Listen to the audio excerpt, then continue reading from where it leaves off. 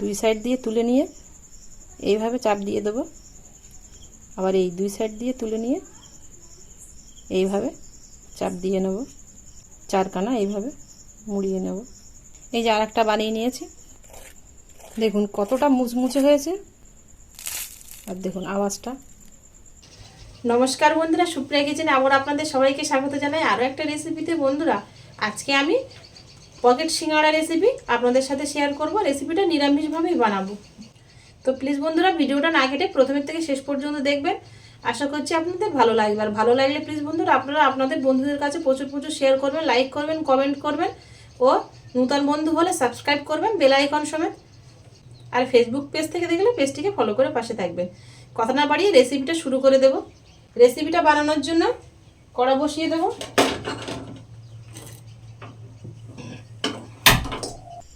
সাদা তেল দিয়ে দেবো 2 চামচ মতো, জল, লবণ দিয়ে দেবো, জলের মধ্যে দিয়ে দেবো মৌরি। মৌরিটা দিলে বেশ খেতে ভালো লাগবে। আর হজমের জন্য দিয়ে দেবো জোয়ান। ভাজাভুজি খেলে যে অম্বল আর গ্যাস হয়, তো সেটা আর হবে না, হজমও হয়ে যাবে আর অ্যাসিডিটি হবে না। জলটা ফুটে উঠেছে, এখানে আমি সেদ্ধ চালের গুঁড়ো নিয়েছি 1 বাটি। এই চালের গুঁড়োটা দিয়ে দেবো। এই বাটির মাপ করে কিন্তু আবার 1.5 বাটি মতো জল দিয়েছিলাম।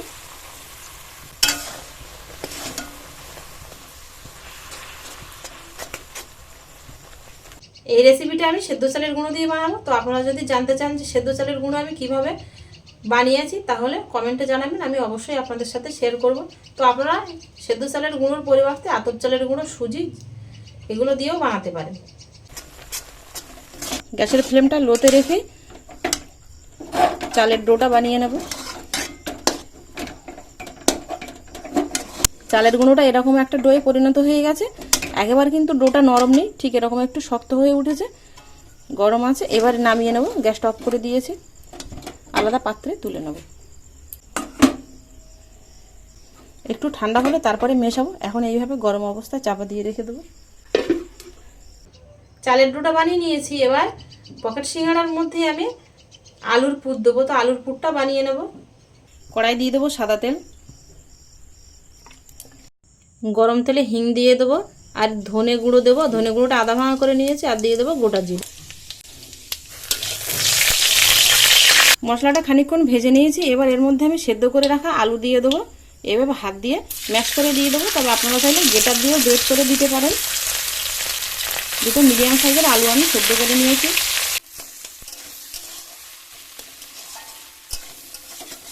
দিয়ে দেবো লবণ স্বাদ মতো, হলুদ গুঁড়ো, লঙ্কার গুঁড়ো, দিয়ে দেবো ধনে গুঁড়ো, জিরে গুঁড়ো। সব রকম মশলা দিয়ে 2-3 মিনিট কষিয়ে নিয়েছি। আলুর পুরটা প্রায় রেডি হয়ে গেছে। এবার এর মধ্যে দিয়ে দেবো গরম মশলা গুঁড়ো আর একটু ধনে পাতা কুচি। আমি এর মধ্যে চাট মশলা দিলাম না, আমার কাছে নেই তাই। তবে আপনাদের কাছে থাকলে আপনারা অবশ্যই দিতে পারেন একটু চাট মশলা। পুরটা রেডি হয়ে গেছে, গ্যাসটা অফ করে দেব। আলুটা সবসময় চেষ্টা করবেন এরকম খুব সুন্দর করে ম্যাশ করে দিতে, গুটি গুটি যাতে না থাকে। গুটি গুটি না থাকাই ভালো। চাপা দিয়ে রেখেছিলাম, এবার হালকা একটু ঠান্ডা হয়ে গেছে, মাখিয়ে নেব আর একবার।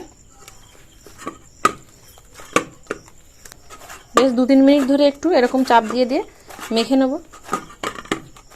চাপ দিয়ে দিয়ে মেখে নিয়েছে, দেখুন ডোটা ঠিক এরকম সফট হয়েছে।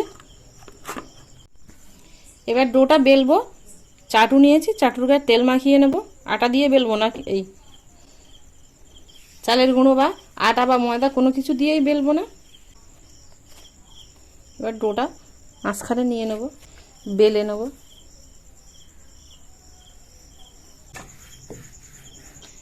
বেলাটা কিন্তু এরকম হ্যাঁকা ম্যাঁকা হয়েছে, তাতে কোনো অসুবিধে নেই। সাইড দিয়ে আমি কেটে নেব চৌকো করে।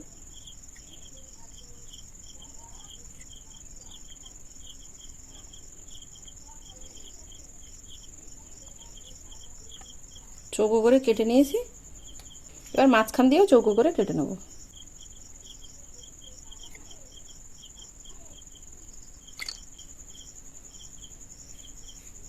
তুলে নেব, দেখুন ঠিক এরকম করে কেটে নিয়েছি। এবার আলুর পুরটা এরকম করে গোল করে নিয়ে মাঝখানে দিয়ে দেবো। 2 সাইড দিয়ে এইভাবে তুলে নিয়ে মাঝখানে এইভাবে চাপ দিয়ে নেব, আর এই দুই সাইড দিয়ে এইভাবে তুলে নিয়ে মাঝখানে চাপ দিয়ে নেব। দুই কানাটা মানে 4 কানা এইভাবে চাপ দিয়ে নেব হালকা হাতে।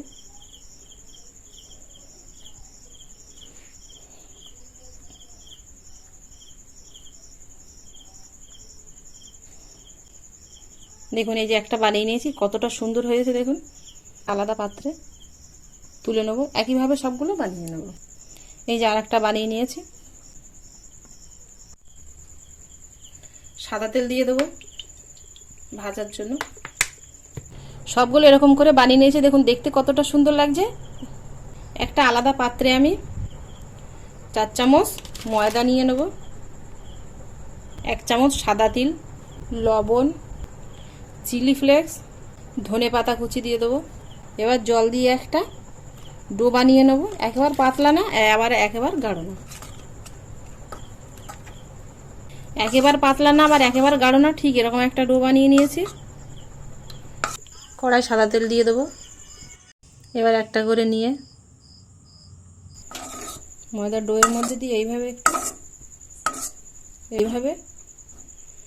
চুবিয়ে নিয়ে, তেল গরম হয়ে গেছে, গরম তেলে ছেড়ে দেবো।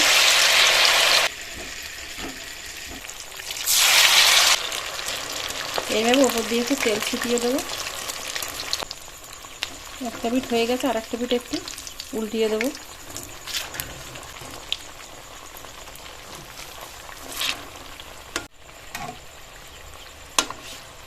এই পিঠও পিঠ ঠিক এরকম লাল করে ভেজে নিয়েছি, হালকা লাল করে ভেজে নিয়েছি, তুলে নেব। ভাজা হয়ে গেছে। খুব লাল করে ভাজলে কিন্তু আবার কড়া হয়ে যাবে, বেশ এরকম মিডিয়াম হালকা লাল করে ভেজে নিতে হবে। সবগুলো ভেজে নিয়েছি, এবার আপনাদের দেখাচ্ছি দেখুন কতটা মুচমুচে হয়েছে, দেখুন কতটা মুচমুচে হয়েছে। আর দেখুন আওয়াজটা, দেখুন কতটা সুন্দর হয়েছে। পকেট সিঙ্গাড়া কিন্তু খুব সহজেই হয়ে গেল। আপনাদের কাছে কেমন লাগলো আগেই বলেছি, অবশ্যই জানাবেন। এতক্ষণ আমার সঙ্গে থাকার জন্য আপনাদের অনেক অনেক ধন্যবাদ। আবারও দেখা হচ্ছে আপনাদের সাথে পরবর্তী নতুন কোনো রেসিপিতে। ততক্ষণ আপনারা সবাই ভালো থাকবেন ও সুস্থ থাকবেন।